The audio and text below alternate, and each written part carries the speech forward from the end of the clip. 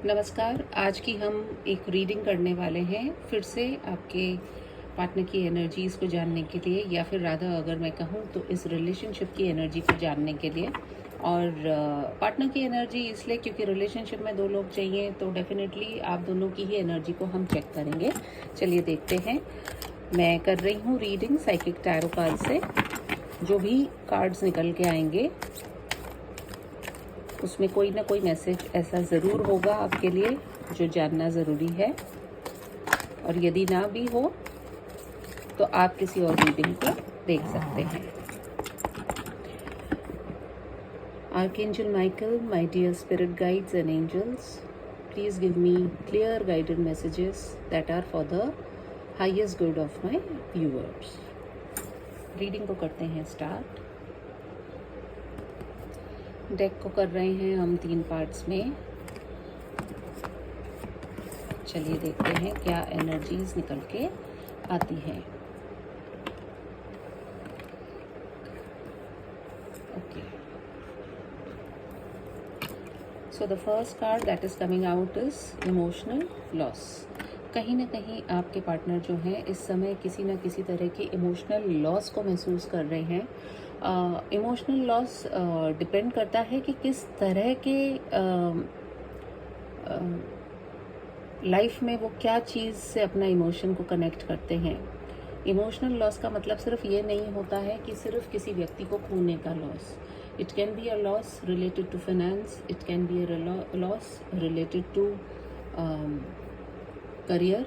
बहुत सारी चीज़ों का लॉस आप महसूस करते हैं अपने जीवन में, और कहीं ना कहीं इन्होंने जो अपने दिल पे हाथ रखा हुआ है, ये महसूस कर रहे हैं कि ये जो एनर्जीज़ हैं इनको डायरेक्टली कहीं ना कहीं कुछ ना कुछ इंडिकेशन भी दे रही है। यूनिवर्स की तरफ से कोई इंडिकेशन आ रहा है, क्योंकि ये जो वेव्स हो रही हैं, जब इमोशनल लॉस होता है तो हमारे जीवन में एक भूचाल आ जाता है जिसको कि हम कह सकते हैं। और वो जो भूचाल है वो एक वेव्स की तरह हमारे आसपास की सभी सराउंडिंग्स को जकड़ लेता है, पकड़ लेता है। तो कहीं ना कहीं आपके पार्टनर जो हैं इस समय एक लॉस को महसूस कर रहे हैं, और जिसका उन्हें दुख भी है, और उन्होंने अपने दिल पे हाथ रखा हुआ है। हीलिंग की बात करी जा रही है। वो चाहते हैं कि जो भी ये लॉस हो रहा है उससे वो ऊपर उठ पाएं। सेकंड कार्ड देखते हैं, डिसरप्शन। डिसरप्शन का कार्ड जब आता है, यहाँ पर भी देखिए व्यक्ति जो है इस समय बहुत डिस्टर्ब्ड है, और कहीं ना कहीं वो डिस्टर्ब इसलिए हैं क्योंकि डिसरप्शन का कार्ड ट्रेडिशनल टैरो में टावर कार्ड को रिप्रेजेंट करता है। तो कोई ना कोई ऐसा जीवन में उनके बहुत एक मेजर सेटबैक हुआ है, या एक ऐसा लॉस हुआ है अनएक्सपेक्टेड जिसकी उन्होंने कल्पना नहीं की थी।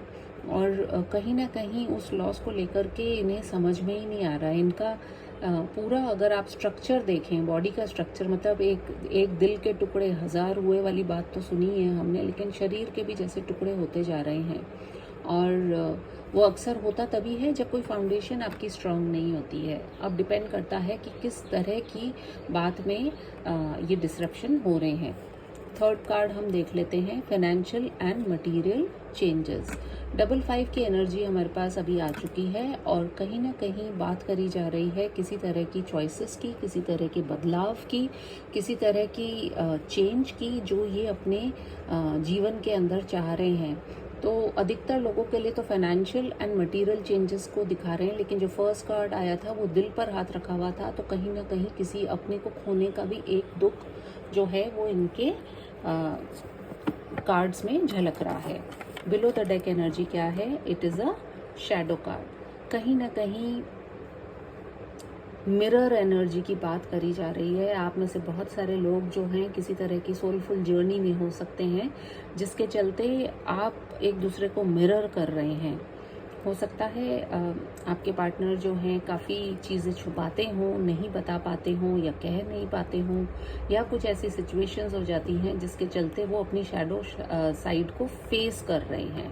और जिन चीज़ों से शायद वो भाग रहे थे वही चीज़ें उनके सामने अब आ चुकी हैं। इसके नीचे कार्ड है न्यू बिगनिंग्स का। जो भी है ये चेंज होने के बाद में एक नई शुरुआत की हम ज़रूर से एक्सपेक्टेशन रख सकते हैं। चलिए, ये तो एनर्जी आई है आपके पार्टनर की। कहीं ना कहीं इसी के साथ में हम दूसरा डेक लेते हैं और देखते हैं कि आपके तरफ क्या आ रहा है, आपकी एनर्जी अभी किस तरह की हो रखी है।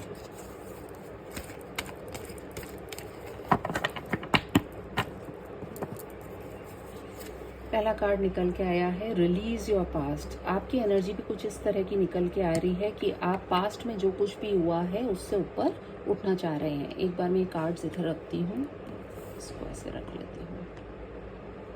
कहीं ना कहीं आप जो है अपने पास्ट को रिलीज करना चाह रहे हैं। हो सकता है आप दोनों के बीच में कुछ ऐसा हुआ है जिसके चलते काफ़ी प्रॉब्लम्स आप लोगों ने इस रिलेशनशिप में फेस करी हो या अपने अपनी पर्सनल लाइफ के अंदर फेस करी हो।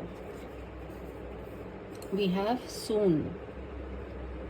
बहुत जल्दी आप में से बहुत से लोग ऐसे हैं जो किसी ना किसी तरह की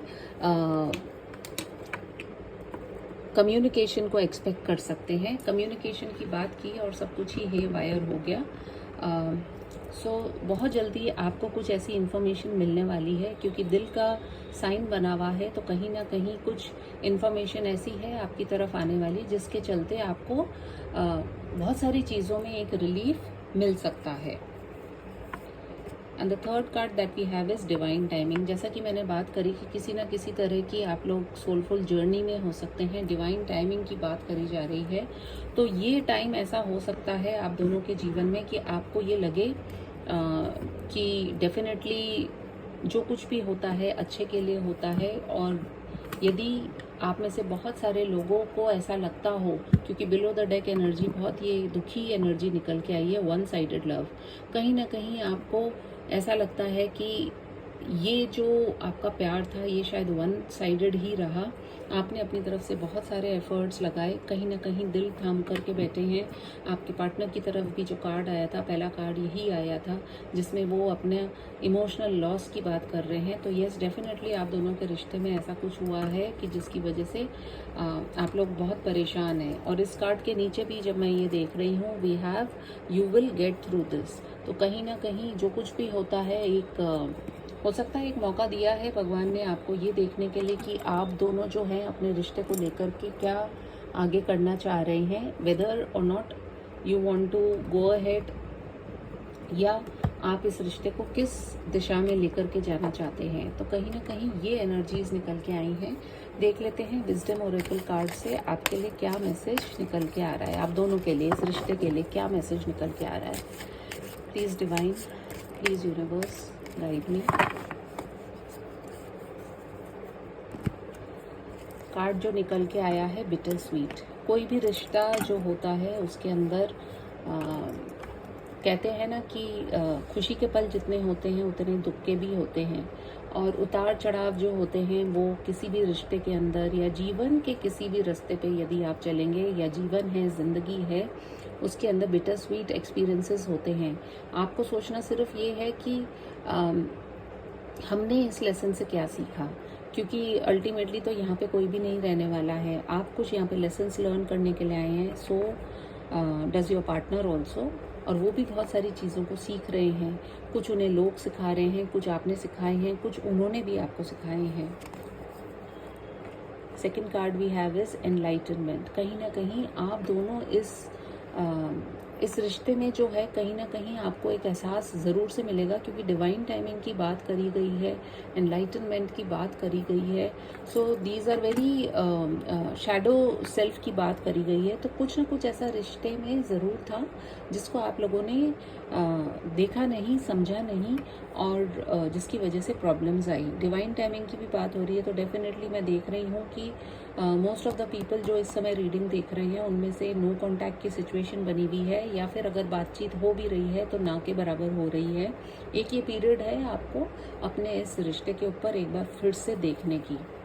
एंड आइसोलेशन का कार्ड है जो कि यही बता रहा है कि एक बार के लिए आप डेफिनेटली अपने आप को, आप लोग आइसोलेटेड हैं, और आप जो भी सोच रहे हैं कहीं ना कहीं उस रिश्ते के अंदर आपको सोचने की ज़रूरत है, ध्यान देने की ज़रूरत है कि गलती कहाँ पर हुई।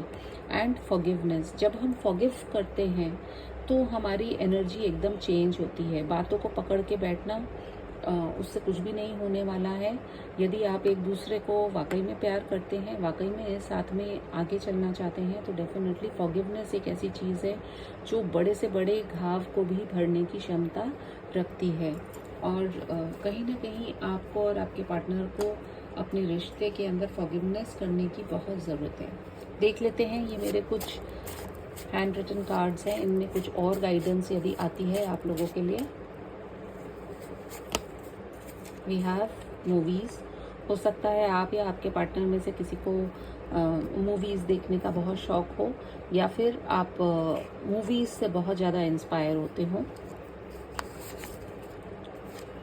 Second is what have you done to me. कहीं ना कहीं आपके पार्टनर यही कहना चाह रहे हैं इस समय आपसे कि आपने उनके जीवन में ऐसा क्या कर दिया है जिसकी वजह से वो बहुत सारी चीज़ों को, जो उनके अंदर नेगेटिविटी थी या जो चीज़ों पे वो ध्यान नहीं दे पा रहे थे, उन चीज़ों के ऊपर भी सोचने पर आपने उनको मजबूर कर दिया है। We have friendship. कहीं ना कहीं आप दोनों के लिए ये मैसेज निकल के आया है कि जो भी आपके डर हैं इस समय, उसको आप ओवरकम कीजिए और एक बार रिश्ते में जो है अपनी फ्रेंडशिप को वापस लेकर के आइए। ये सोचिए कि जब आप पहले शुरू में मिले थे तब आप लोग कैसे थे, एंड डेफिनेटली कहीं ना कहीं एक हीलिंग की बात हो रही है। ग्रीन कलर जो है हार्ट को हील करने की बात करता है, तो दोनों के ही दिल जो है इस समय ज़ख्मी हैं। ऐसा नहीं है कि सिर्फ आपके पार्टनर ही दुखी हैं या सिर्फ आप ही दुखी हैं, दोनों ही कहीं ना कहीं दुखी हैं। कुछ ऐसी चीज़ें हुई हैं, मटेरियल चीज़ों को लेकर के भी प्रॉब्लम्स हुए हैं जिसकी वजह से दोनों में एक दूरी आई है। तो कहीं ना कहीं आप लोगों से ओवरऑल एनर्जी यही है कि डी क्लटर योर लाइफ। कहीं ना कहीं जो भी आपके क्लटर हो गया है लाइफ में, उससे आपको दूर जाने के लिए कहा जा रहा है, उसको साफ करने के लिए कहा जा रहा है। हो सकता है आप दोनों ने एक दूसरे के प्रति काफ़ी ऐसी धारणाएं बना ली हों जिसके चलते आप अपने दिमाग में आपने बैठा ली हों चीज़ें। तो प्रयास करने से ही कुछ संभव होता है। यदि आप प्रयास करना चाहते हैं तो डेफिनेटली इस रिश्ते के अंदर मैं एक नई बिगनिंग भी देख रही हूँ। डिवाइन टाइमिंग की बात करी जा रही है, फॉरगिवनेस की बात करी जा रही है, फ्रेंडशिप की बात करी जा रही है। तो इस रिश्ते को एक और मौका यदि आप देना चाहते हैं तो आप इसके अंदर ज़रूर से ये सारी चीज़ों को ट्राई कीजिए, और डिवाइन टाइमिंग के अंदर डेफिनेटली आपके सामने चीज़ें और क्लैरिटी लेकर के आएंगी। यदि आपको ये रीडिंग पसंद आई हो, please do like, comment, share and subscribe to my channel.